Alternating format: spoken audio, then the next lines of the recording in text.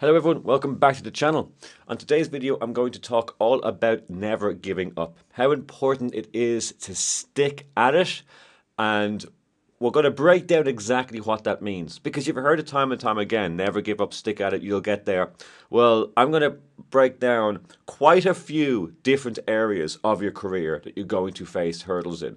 And no doubt you're already facing them, because as soon as you decide to become a comedian or a performer in any way, you're going to immediately have anxiety about getting out in front of people and performing. So we're going to break that down. I'm also going to talk a little bit about creating consistent material that is unique to yourself. I'm also going to talk about handling rejection, that's probably the one that people talk to me the most about. They just can't put themselves in a position where, well, what if it goes so wrong and everybody sees it? Or what if I perform okay, but somebody doesn't think it's good enough that I look up to when they say, oh, you should do this and you should do that? That's crippling to a lot of people. And, well, that's just part of the game. But I'm not going to just leave you with that. I'm going to give you a few tips, and I'm going to talk about really what it means. And the most important thing that I hope you gain for this video is I'm really overall talking about experience and what exactly it is and what we are going to be able to deal with much better a little further down the road if we stick at it. The failures you have now and the anxiety you have now and the problems of finding stage time and trying to be unique to yourself and all of the thousands of things going on in your own head, well, they all become a lot easier with a little more experience. And when things go wrong further down the road, you're happy because you know how to deal with them. So then at the end of the video, well, the second half, or however long I rant for in this video, this second portion of the video, I'm going to talk about motivating ideas. That sounds disgusting, but stick with me, right? I'm going to talk about embracing failure as a learning tool, right? We're going to cover that. I'm going to cover staying authentic and building a supportive network and setting realistic goals. I've just jotted down a few points and a few stupid things underneath them, and hopefully I can cover all this, but I'm going to give you the best I possibly can in this video. So the first thing we get up against in the beginning of a career is stage time. How the hell do we find stage time? Now, some of you are in parts of the world that it's just not really open to you, and you have to travel to get any stage time at all. Some of you are, well, there's, if you're in London, there's probably 100 open mics happening every single night.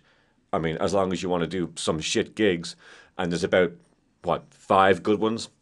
So, yeah, everyone has a different kind of experience with this, but there's always some way to perform. I actually don't really believe that some people are saying, oh, there's no chance at all to perform for me. Now, some of you might have to work a lot harder and set up the night yourself, or else go down to the local pub or local youth centre, and say, oh, is there a certain night on that happens here that we can incorporate stand-up comedy into and get yourself in that way? Yeah, all of these things are daunting, but you're the one that's telling the world you want to be a stand-up comedian. So that's a bold statement. So you're going to have to do bold things. You're going to have to put yourself out there.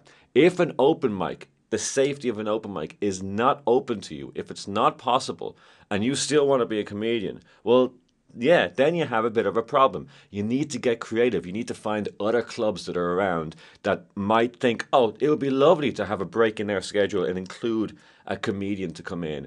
Because whatever it is they're doing, reading poetry or drama class, it doesn't matter. They might, at their showcase or some event that they're having, think it's a great idea to have new comedians come in. And if you come in, guarantee you this, you will open up the gate to a lot of other people around the area saying, oh, I would love to be a comedian too. I got this set I'm working on.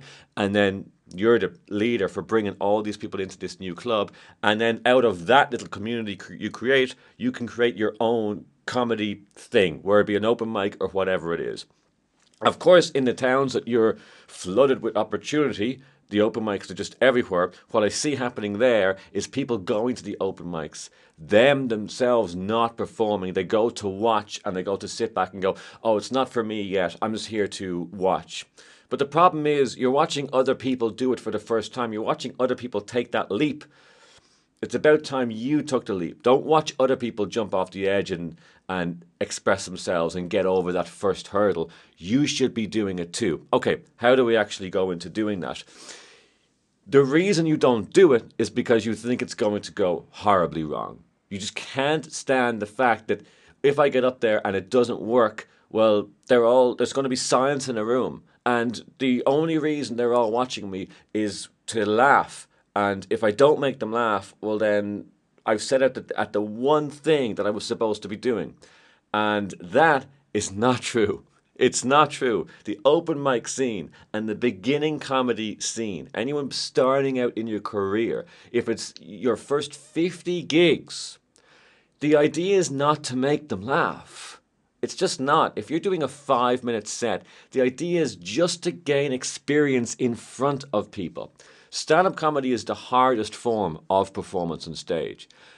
But it's also the only form of performance that you can just have a whole community called open mics where you can just go and experience the raw element of being in front of an audience with a microphone in your hand.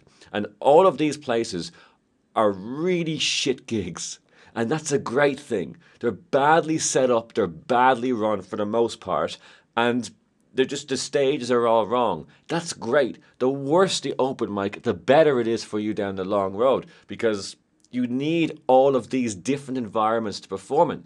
Now, okay, so you might think the audience come out to laugh, and if they don't laugh, there's silence in the room. That's kind of true, but no one is going to be against you because you didn't get any laughs in your open mic set. Now, I've been doing feedback videos, right? As most of your viewers know, I've been doing feedback critique viewers, positive critique video feedback things for viewers on the channel. If you send me in your footage and you want to support the channel, I can send you back a 30-40 minute critique of your set. And I've had so much fun doing that. It's been incredible. It's really let me know exactly who it is that's watching these videos so I can make the videos better for you.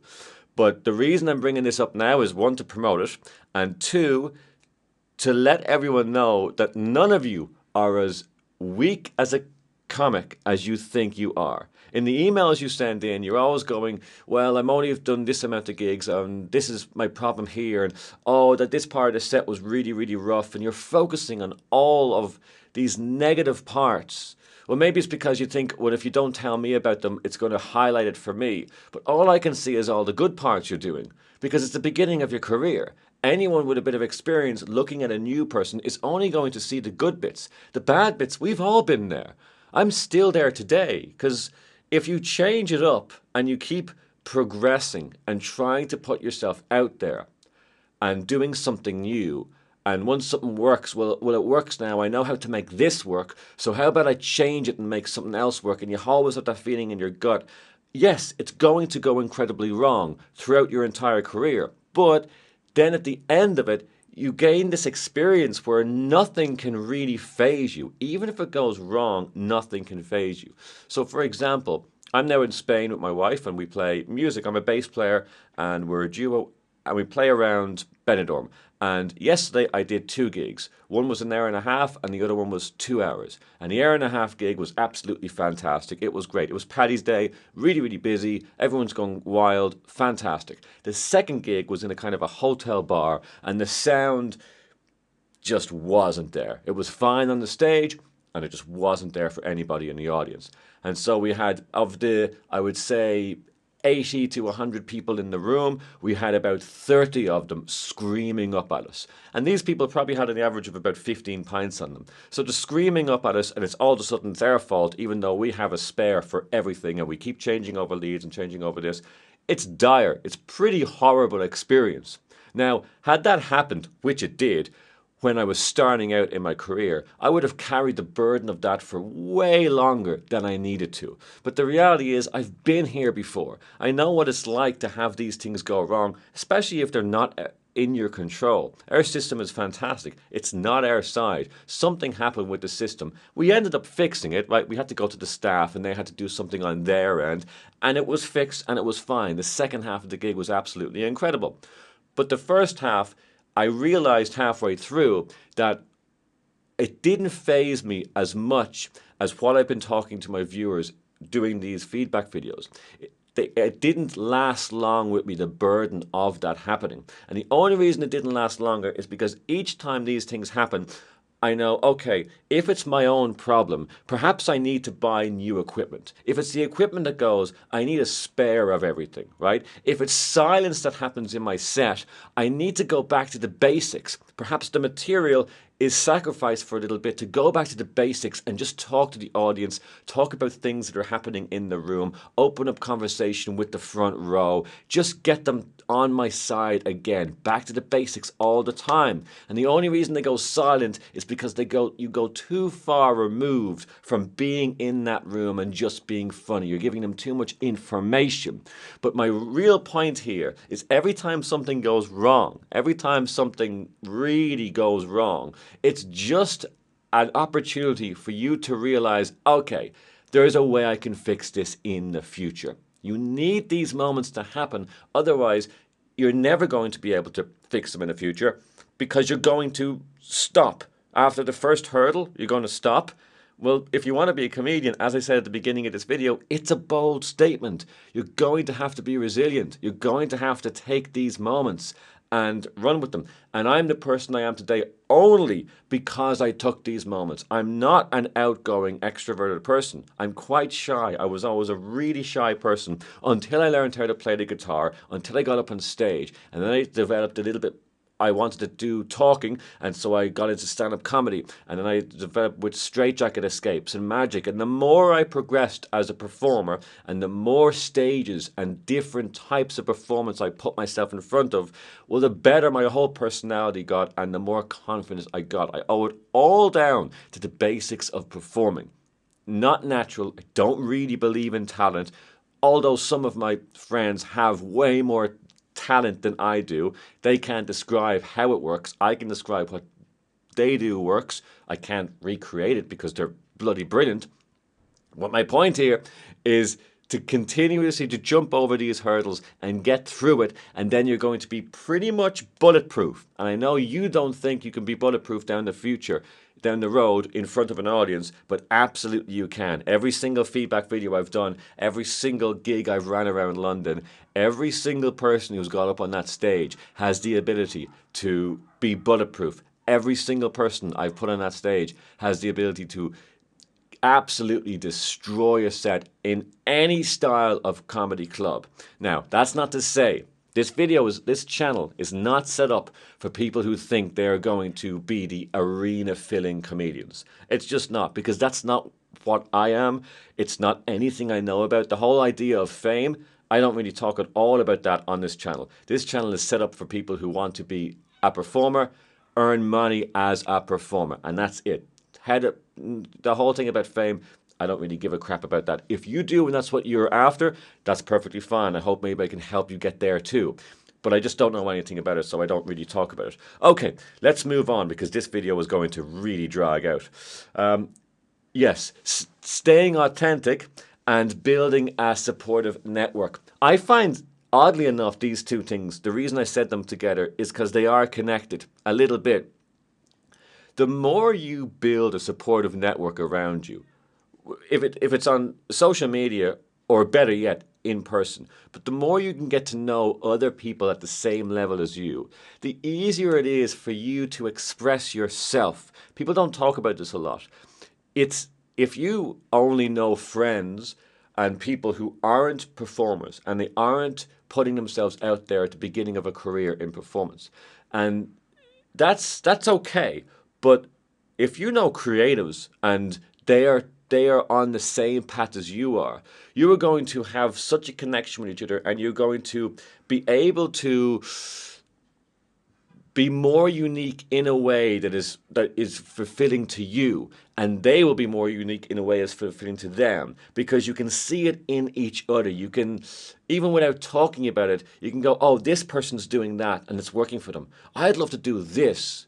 So the more you get around creatives and the more you get around people that are on the same level as you, this goes the same for everything. You know, in sports, you want to play someone who's just equally as competitive as you and equally as skilled as you. You don't want to be absolutely destroyed at every game. You're not going to progress. Or you don't want to be around someone who's doesn't have a clue of what they're doing, and then you're just so much better than them, and well, there's no push there for you. But if you're around a large group of people that are the exact same level of you and want for you, they also have a need and that fucking hunger to get on the stage, well, then that's going to really benefit you in staying authentic, because you can express yourself and grow at the same level as they do. And you just watch it. For people that are, yes, this is where it's tough on the people that don't have much opportunities around them. For the people that have a lot of people around them, like in London, they get so much more creative so much quicker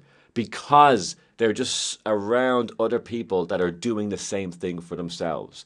And that's just something to think about. Some of you have the benefit of being around other people a lot. Some of you don't. Some of you are surrounded by a lot of comedians but don't really find it easy to connect with them and get into that clique. Trust me, I was absolutely one of those comedians. No one really spoke to me at all in the scene until I started running my own nights, and I did countless gigs. But so, yeah, that's a little bit of from me to you.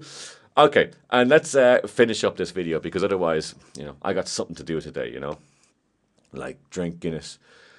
The last thing I'm going to say is setting realistic goals, all right? So, it's so important to not underestimate what you can do in 2 years, right? Because most people are overestimating what you can do in 3 months. You think, oh, I'm going to start doing comedy, and like, oh, it's going to be this, it's going to be great, I'm going to do all these gigs, I'm going to do 3 to 4 gigs a week, I'm going to write this, and by the end of 3 months, I'm going to have 20 minutes of really solid material, and it's going to be a laugh every 5 seconds, and that's just not going to happen. It's not going to happen. I know comedians have been working 10 years, and they have a shit 20 minutes. Okay. But my point here is, try not to think about 3 to 6 months. Great. It's great to have a goal in 3 to 6 months. Like, have that. But try and see beyond that. Because sometimes things are going to get to you. You're going to be set back by horrible hurdles. You're going to have bad experience on stage. Sometimes you might have 7 bad gigs in a row. It's unlikely at the beginning when you've done less than 10. I'm not going to say the first 7 of your 10 gigs are going to be bad. That's not what I'm going to say. But if you've done, let's say, 30 gigs or 50 gigs, you might go on a streak of 5 bad gigs. And that sucks. That might set you back a little bit. And perhaps you need to change something about your set. Maybe you're leaving them too far in the dirt. But this video isn't really about the theory of performing. This video is more about the overall theory of you progressing as a comic. And so if you have those, just go back to the basics. If you always go back to the basics of doing more immediate fun things, don't give them too much information, don't bore them with your political views, keep them laughing after every single piece of information that you give them, and keep the information bits on 1 or 2 topics for the entire 5-minute set, maybe 3 or 4 topics for a 10-minute set. Just keep it as easy as possible. Then you're just going to, get out of the rut you're in. Because as I said earlier on in this video and in all my videos, the reason you're losing them and the reason you're finding it hard time on stage is for one reason. You're giving them too much information. You're not sticking to the punchlines. Because if you stick to the punchlines, even if they're shit punchlines, you're going to get a bit of a chuckle. And getting a little bit of a chuckle or even an awkward reaction is better than not allowing them to laugh at all. Realistic goals. Where can you be in 2 years and where can you be in 5 years? That's up to yourself. Just write it down. Perhaps you're not really on the path of becoming a comedian. Perhaps that's not what you want. You just want to dabble in it for some other reason, for some other part of work. Well, write that down. Write exactly why you chose to do it. Maybe you do want to be a comedian in a pro comedy club, and that's fine too. There's lots of hurdles to get through to get there. That's, I think, where the majority of you might want to be. A pro comedy club, going around the country and, doing that kind of thing. Well, write down exactly what you think you need to do to get there. Write down, what kind of timeline are you giving yourself for these things? And it doesn't need to be stuck to, but by knowing exactly what you're going to do in 6 months, in a year, and in a year and a half, what kind of gigs are you going to go to? Who are you going to learn from? How much time a week can you devote to writing and to staying consistent on creating new material, which is just as important as getting up on that stage and performing. Even though experience on stage is king, it's so important to continue writing. Even if you don't say that stuff on stage, continuously to perform and to get ideas on paper is so, so important. So, to finally wrap up this video, this long rant of a video, and I hope you're still listening. And if you are, bloody well done. Jesus, because even I don't know where this is going. But stick at it, dickhead, right? Stick at it. And even the cat's scratching now, and she's annoyed. And I hope you're liking these live rant videos I'm doing rather than any editing. Stick at it. Get over those hurdles. Become bulletproof in the future, because absolutely you can. And after the experience I had yesterday, I had so much joy in knowing that after 24 years of my career, two things. One, I'm still putting myself out there for failure and trying out new things. And two, when I do experience those setbacks, it doesn't mean shit to me. Who gives a crap? Figure it out. Get 5% better for next time so I could figure out the problem a little bit faster and continue on this absolutely blessed journey I'm on as a performer. Okay, you got there. Well done. Well done, you. Okay, it's only 9:30 here in the morning, so I'm going to go to the gym and then the pub.